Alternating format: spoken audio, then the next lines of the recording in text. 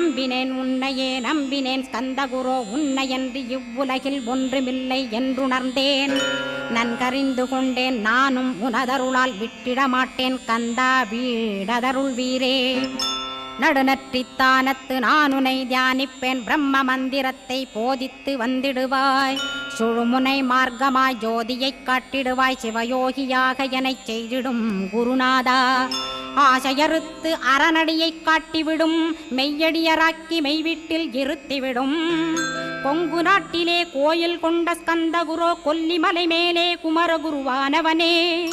கஞ்சமலை சித்தர் போற்றும் ஸ்கந்தகிரி குருநாதா கருவூரார் போற்றும் காங்கேயா ஸ்கந்தகுரோ.